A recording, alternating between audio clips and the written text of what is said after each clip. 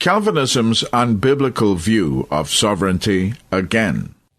Unconditional election is demanded by the distorted view of God's sovereignty, which we have earlier discussed, and which undergirds all of Calvinism.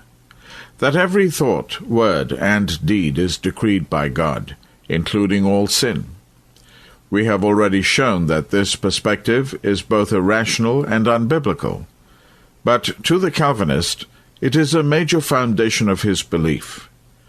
The all-out emphasis on the almighty sovereignty of Jehovah God is the truth and beauty of Calvinism.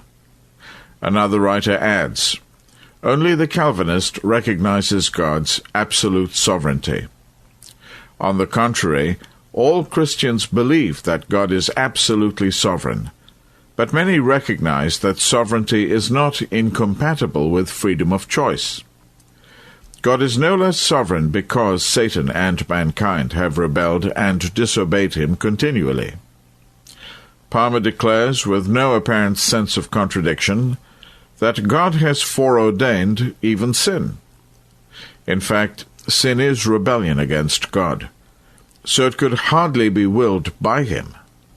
Nevertheless, like Palmer, Gordon H. Clark insists that every event is foreordained because God is omniscient.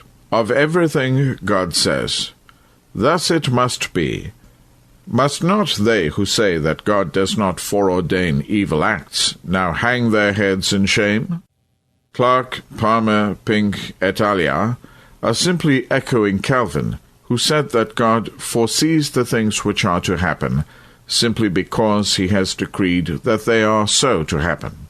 How then can the Calvinists of today deny that Calvinism teaches that God causes sin? As we have noted, Calvin goes on to reason that it is therefore vain to debate about prescience, while it is clear that all events take place by his, God's, sovereign appointment. Following their leader, many Calvinists argue, if a single event can happen outside of God's sovereignty, then he is not totally sovereign, and we cannot be assured that his plan for the ages will be accomplished. This theory, as we have seen, cannot be found in Scripture, nor is it reasonable.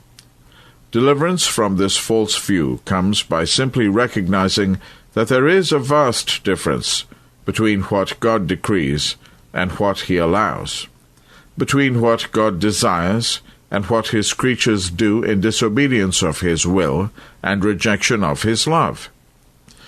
John R. Cross, who made the revealing New Tribes Mission video, delivered from the power of darkness, has said it well.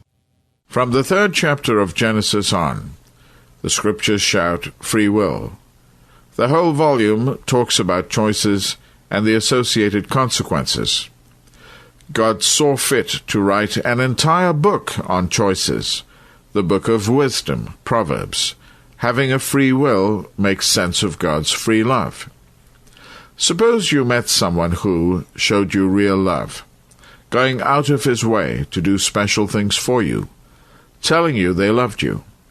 Then you found out that they had no choice. They were programmed to be loving. Well, it would be a terrible disappointment. It would all seem so artificial, so meaningless, so empty, and it would be. Man was given a choice. Having this choice defined man as a human being, to eat or not to eat, to obey or disobey, to love or not to love. Man was not a robot. Man was able to love by his own free choice, without which love is not love.